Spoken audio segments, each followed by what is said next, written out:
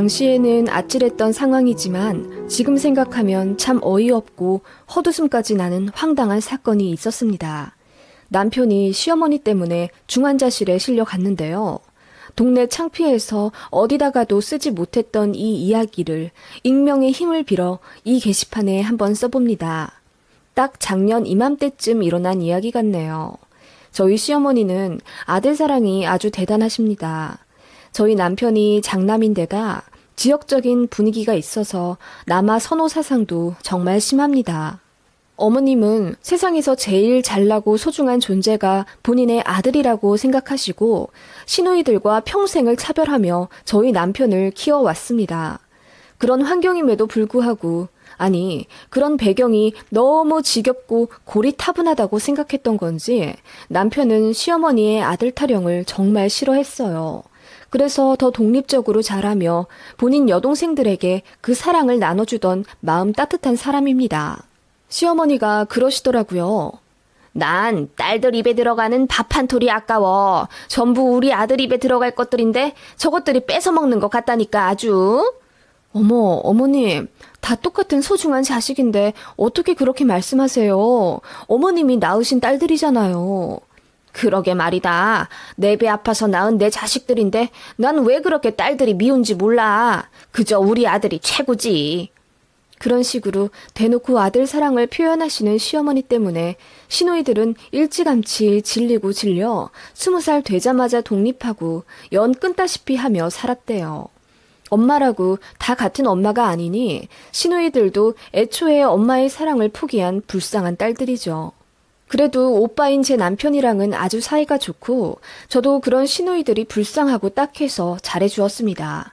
그래서 신우들도 저를 따르고 큰언니 대우를 해줘요. 저도 그런 신우들이 마냥 예쁘기만 하고요. 그래서 어떻게 보면 시어머니 빼고 똘똘 뭉쳐있는 상황이나 마찬가지예요. 남편이 시어머니를 달래도 보고 크게 화를 내보기도 해도 사람이 쉽게 달라질 수 없듯 어머님의 아들 편에도 결코 변하지 않더라고요. 그러다가 큰 사건이 하나 터졌습니다. 저희 막내 신우가 갑상선 암에 걸렸어요. 초기라 항암 치료도 없이 바로 수술로 완치를 기대할 수 있다고는 했지만 어쨌든 암이잖아요. 가족 중에서 제일 어린 막내 신우가 암에 걸리니 저희 남편도 어찌나 속상해했는지 모릅니다. 저도 놀란 맘에 눈물을 쏟아내기도 했고요. 그런데 소식 들은 시어머니 반응이 어땠는지 아세요? 요새 갑상선암 많다는데 뭐가 그렇게 큰일이라고 다들 유난을 떠는 거야. 수술로 떼어내면 그만이지. 아들은 신경 쓸 거 없어. 이러더라고요. 갑상선 암 수술을 받는 본인의 막내딸 건강보다 그걸로 신경 쓸 아들 걱정을 하는 게 말이 되나요? 그 일로 막내 신우는 시어머니를 다시는 엄마로 생각하지 않겠다며 장례식에도 안 갈 거라고 울고불고 절연을 선언했고 시어머니는 그 소리에도 눈 하나 깜짝 안 하고 그러라 하시더라고요. 정말 대단하신 분입니다. 그 일로 남편 역시 본인 어머니에게 크나큰 실망을 했고 세상에 아들만 보이는 듯한 어머니의 태도에 너무너무 질린 나머지 연락을 끊더라고요. 그제야 울고불고 시어머니가 난리가 나셨습니다. 내가 다신 안 그러마. 그래, 네 말대로 딸들도 살펴보고 그러마. 알았다, 알았어. 하시며 미안하다고 비시더군요. 남편이 조건을 하나 더 내밀었습니다. 이 사람 우리 와이프한테도 그만 좀 구박하셔요. 엄마도 며느리 입장이었잖아. 그런데 어떻게 그래? 내 와이프는 내 종노릇하려고 결혼한 게 아니라 내 배우자야. 서로 사랑해서 한 결혼이고 나도 와이프를 보호하고 챙겨야 할 의무가 있어. 그러니까 제발 우리 와이프한테 나 챙기라고 간섭 좀 하지 마. 엄마, 그거 다 이혼 사유야. 아들 인생 더 망치기 싫으면 그만하시라고요. 알았다, 알았어. 내가 이제 조심하마. 그러니까 제발 얼굴 안 보이고 연락 안 하겠다는 말만 하지 말아다오. 내가 우리 아들 없이 어떻게 사니? 엄마, 에휴. 그렇게 어찌저찌 상황이 마무리되고 시어머니는 대놓고 딸들과 며느리는 무시하지 않으려 했지만 속내가 어디 쉽게 바뀌겠어요? 아들이랑 연 끊어질까봐 그런 척하고 사는 거죠. 그걸 모르는 저희도 아니었습니다. 아무튼 그렇게 몇 년 지내고 있었죠. 크고 작은 일들이 역시나 있었지만요. 그러던 와중 저희 남편이 혈중 지질이 높다는 건강검진 결과를 받게 되었어요. 나이에 비해 건강관리도 잘하고 그렇게 심각한 수치도 아니었는데 어쩌다 사실 알게 된 어머님이 세상 끝난 듯 우시며 아들 건강이 나빠졌다며 난리를 치시더라고요. 그 원인을 또 저한테 미루시며 제가 남편 관리를 제대로 못했다며 며느리 탓을 하려 하시더군요. 역시나 그 성격 어디 못 간다고. 이러다 남편이 큰 병에 걸리기라도 하면 저는 아주 죽일 죄인이 되겠더라고요. 그리고 따지고 보면 제 건강이 더 안 좋거든요. 저는 위궤양도 있고 자궁의 질환도 있어서 반년에 한 번씩 추적 관찰을 하며 약을 먹어야 하는 상황이에요. 그런데 시어머니는 제가 아픈 건 또 제 탓이라 하십니다. 제가 건강관리를 제대로 해야 남편을 잘 보필하는데 그 반대가 되어서 남편이 저를 조금이라도 보살펴야 하는 상황이 어머님은 너무너무 싫으신 거죠. 이래도 제 탓, 저래도 제 탓. 어머님은 아무래도 돌아가시기 직전까지 바뀌실 것 같지 않았습니다. 아무튼 본인 아들의 건강 때문에 전전긍긍하던 시어머니는 여기저기 수소문해서 좋다는 한약이나 음식 재료들을 사가지고 하루가 멀다 하고 찾아오시더라고요. 무슨 가시오가피인지 뭔지 약재를 가지고 오셔서는 이걸 다려 먹이라고 하시질 않나. 그래서 먹이고 있더니 다시 다른 재료를 가지고 오셔선 이걸로 바꾸라 하시질 않나. 너무 피곤하더라고요. 그냥 병원에서 지어준 약만 열흘 정도 먹으며 관리하면 되는데 어머님은 어디서 무슨 말을 잘못 들으신 건지 자칫 까딱했다가 남편이 갑자기 목숨을 잃을 수도 있다면서 저더러 24시간 남편을 케어하고 잘 해주라 하더군요. 무슨 심근경색이랑 헷갈리신 건지 저랑 남편이 그런 거 아니라고 잘 설명해드려도 이미 흥분하신 어머님 귀에는 잘 들리지 않으시는 것 같더라고요. 그래서 남편이 또 엄청 화를 냈죠. 그제야 알겠다면서 수긍은 하셨지만 어머님의 아들 걱정은 여전했습니다. 봄이 완연한 어느 따뜻한 오전, 어머님이 제게 전화를 하시더군요. 당장 나갈 채비해라. 네? 어머님, 저 산부인과 검진 가는 날인데요. 검진? 뭐 괜찮겠지. 맨날 괜찮다고 의사가 말해준다며. 아니, 그래도 추적 관찰 중이니까요. 약도 타와야 하고요. 그게 뭐 그리 중요하고 급하다고. 병원은 다음 주로 미루고 너 당장 차 끌고 우리 집 와서 나 좀 데리고 어디 좀 가자. 그렇게 다그치듯 저를 부르시길래 정말 급한 일인 줄 알았습니다. 그렇게 차에 타신 어머님이 어떤 주소를 제게 내미시더니 여기로 가자고 하시더군요. 여기가 어디냐 물으니 야생 두릅이 많은 곳이라고 어머님 친구분이 알려주셨답니다. 남편 현재 있는 질환에 두릅이 그렇게 좋다고 하네요. 그런데 어머님은 널리고 널린 개두릅이나 땅두릅 말고 산에서 나는 야생 산두릅을 캐서 아들 입에 넣어주고 싶으신 겁니다. 아니, 그래서 야생 두릅을 따러 가려고 그렇게 급한 일이 있다는 식으로 말씀하신 거예요? 제 병원도 미루고요? 지금 따야 해. 두릅은 하루만 지나도 활짝 펴버린다고. 아니 어머님, 시장에 널린 게 두릅인데 그렇게 드시고 싶으면 저더러 사오라고 하시면 되죠. 이거 네 남편 먹일 거라고. 그리고 밭에서 나는 거랑 산에서 따는 야생 두릅이랑 그 효능이 얼마나 천지 차이인지 아니? 너한테 설명해서 무엇하겠니? 지 남편 건강에 관심도 없어서. 어머님, 또 무슨 말씀을 그렇게 하세요? 아무튼 빨리 여기로 가봐. 그렇게 닥달하듯 채근하는 시어머니 때문에 저는 그 주소를 내비에 치고 운전을 할 수밖에 없었습니다. 40분 걸려 도착하니 웬 야산이더라고요. 어머님은 목장갑과 모자 같은 걸 저에게 건네주시더니 빨리 따자고 앞장서서 산에 오르시더군요. 그 산이 누구 산인지도 모르고 이렇게 함부로 채취하면 불법인 걸 알고 있기에 저는 내키지가 않았어요. 그래서 어머님께 이건 아닌 것 같다고 말씀드리니 잔말 말고 빨리 두릅나무나 찾아보라며 소리를 지르시더군요. 이미 산에 온 걸 뭐 어쩌겠어요. 풀숲을 헤쳐가며 야생 두릅나무를 찾아 헤맸습니다. 그 와중에 뾰족한 나뭇가지에 긁혀 얼굴에는 상처도 나고 발목도 살짝 접질리기도 했어요. 이게 뭐 하는 짓인가 싶더라고요. 그때 어머님이 멀리서 야생 두릅나무 무더기를 발견하고 저한테도 빨리 오라고 채근하시기에 어쩔 수 없이 땄습니다. 한 1시간 정도 정신없이 채취하다가 제가 너무 힘들어 쉬고 있었어요. 그때 옆에 무슨 빨간 나뭇가지 같은 게 보이더라고요. 이게 뭔가 하고 봤는데 버섯 같기도 하고 고사리 같기도 했습니다. 제가 그걸 하나 따서 인터넷으로 검색해서 모양을 비교해 봤는데 야생 녹각 영지버섯이랑 비슷하더라고요. 저는 몰랐는데 영지버섯이 덜 피면 약간 나물같이 생기나 보더라고요. 그래서 어머님께 영지버섯 발견했다고 했더니 얼굴이 사색이 되어선 저에게 막 달려오시는 겁니다. 그러더니 제 손에 있는 걸 확 빼앗아 어머님 주머니에 넣으시더라고요. 그러더니 더 어딨냐고 물으시곤 그 자리에 피어있는 영지버섯을 전부 다 캐시더라고요. 어머님, 이렇게나 많이 다 가져가시려고요? 그래, 이거 다려서 아범 주자. 어머님, 이것도 애들 아빠 주시려고요? 어머님 진짜 너무하시네요. 어쩜 그리 아픈 딸이랑 며느리 생각은 하나도 안 하세요? 그렇게 안 하시기로 약속했잖아요. 제가 불만을 토로하자 어머님이 그제서야 민망해 하시며 아니, 나눠 먹으려고 그러는 거지. 그래, 영지버섯이 자궁에도 좋다고는 하더라. 내가 어디 아들 생각만 했겠니? 너한테도 좋으니까 이렇게 따온 거지. 너 가져다가 베란다에 말려놔라. 하시며 아까운 거 건네주듯 영지버섯 뭉텅이를 저에게 건네주시더라고요. 제가 웬만하면 그냥 아무 소리 안 할 텐데 제 병원 검진까지 미루게 하시고 여기 와서 본인 아들 줄 두릅이나 따게 하고 있는 시어머니한테 너무 화가 났어요. 그래서 보란듯 영지버섯을 제 주머니에 챙겨 넣었습니다. 네, 제가 잘 다려 먹을게요. 그러니까 어머님이 되게 찝찝해 하시더라고요.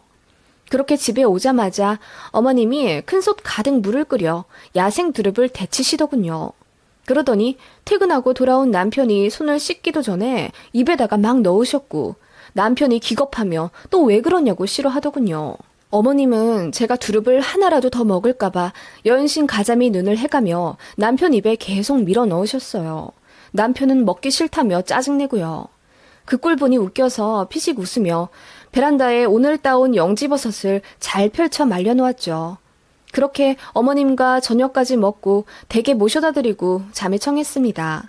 그리고 아침에 일어나 애들 학교를 보내고 청소를 하다 보니 어제 말려놓은 영지버섯이 생각나서 앞 베란다에 갔어요. 그런데 어제 말려놓은 버섯들이 하나도 없는 겁니다. 분명 제가 잘 펼쳐놨거든요. 이상해서 애들이랑 남편한테 문자로 물어보니 다 못 봤다고 하더군요. 그제야 어머님 생각이 났습니다. 이거 제가 먹을까봐 어머님이 몰래 가져가신 것 같더라고요. 어머님은 그러고도 남을 뿐이니까요. 그래서 전화해서 여쭤보니 어머님이 능청스럽게 모른다고 발뺌하시더라고요. 너희 집에 쥐 있는 거 아니냐? 쥐가 다 가져가 먹어버렸나 보지. 이러시더라고요. 너무 황당했습니다. 쥐는 무슨. 그러던 어느 날 남편이 시어머니 심부름이 있어 시댁에 잠깐 들러 저녁까지 먹고 집에 오겠다 하더군요. 그러라고 했습니다. 그런데 그날 밤 집에 들어온 남편 안색이 별로 좋지 않았습니다. 여보, 어디 안 좋아? 식은땀도 흘리는 것 같고. 무슨 일 있어? 아니, 엄마 집에서 밥 먹은 게 체했나? 두릅을 너무 많이 먹었나? 그게 아직도 있어? 며칠 지났으면 상했을 텐데. 아까워서 먹이셨나? 그런가? 먹었을 때는 별 냄새 안 났는데. 아무튼 속도 안 좋고 어지러워서 나 좀 일찍 누울게. 하더니 남편이 쓰러지듯 자더라고요. 그렇게 다음날 애들이 등교를 하고 남편 출근 시간이 되었는데도 일어나지 않았습니다. 여보, 일어나. 출근해야지. 하고 남편을 깨우는데 온몸이 차갑게 식어 있고 식은땀에 이불이 젖을 정도였습니다. 보니까 안색도 하얗게 질려있길래 저는 정말 남편이 죽은 줄 알았습니다. 엉엉 울며 119를 불러 바로 대학병원 응급실로 갔습니다. 가서 바이탈 측정하고 피검사하고 CT 찍고 우왕좌왕 난리가 났어요. 그런데 의사가 검사 결과 수치를 보고 급성 백혈병 증상 같다며 정밀 검사를 해봐야 한다는 거예요. 그 말에 하늘이 무너지는 듯한 느낌을 받았습니다. 뒤늦게 소식을 들은 시어머니가 저 멀리 병원 입구에서부터 대성통곡을 하며 뛰어 들어오시더라고요. 우리 아들 어떻게 된 거야? 왜 갑자기 쓰러졌어? 응? 모르겠어요. 어젯밤부터 안색이 안 좋았어요. 그 말에 어머님이 주저앉아 우시고는 담당 의사는 저에게 어제 남편이 뭘 먹였냐 하는 일이 방사능과 접촉할 만한 일이냐 등 간단하게 질문을 하시더라고요. 제가 어머님께 저녁에 남편이랑 뭐 드셨냐고 여쭤서 어머님이 소불고기랑 김치전 등 먹었다고 기억을 더듬어 말씀하시더라고요. 그때 의사가 고개를 갸웃하시더니 혹시 남편이 평소에 먹는 한약이나 다려 먹는 물 같은 거 있냐고 하시더라고요. 최근 비슷한 사례가 있었다면서요. 저는 없다고 했죠. 그랬더니 어머님이 슬그머니 제 옷깃을 잡으시는 거예요. 사실 내가 영지버섯을 타려다가 어제 아들한테 줬다. 이러시더라고요. 무슨 영지버섯이요? 아, 그거 어머님이 가져가신 거 맞죠? 아무튼 그거 달인물을 남편에게 먹이셨다고요? 제가 어머님께 큰 소리로 반문하자 옆에 있던 의사가 적극적으로 다가와 캐 물으시더군요. 어떤 버섯이요? 영지버섯? 혹시 빨갛고 좀 기다랗고 뿔같이 생긴 거 맞습니까? 이러시길래 제가 산에서 본 그 버섯 찍은 사진을 의사에게 보여드렸어요. 그랬더니 한숨을 쉬시며 최근 이런 사례가 또 있었다는 거예요. 무슨 말이냐고 여쭙자 이거 영지버섯 아니에요. 붉은 사슴뿔 버섯이라고 맹독 갖고 있는 거예요. 독버섯을 먹이신 거라고요. 그 말에 어머님이 혼절하듯 주저앉으시더라고요. 저는 어머님을 붙잡고 얼마나 먹이셨냐고 여쭙죠. 그랬더니 한 줌 쥐어서 큰 솥에 한가득 우려낸 걸 냉장고에 넣었다가 남편 주셨다더라고요. 그런데 남편이 맛이 이상하다면서 한 모금만 먹고 정수기 물만 먹었다 하더라고요.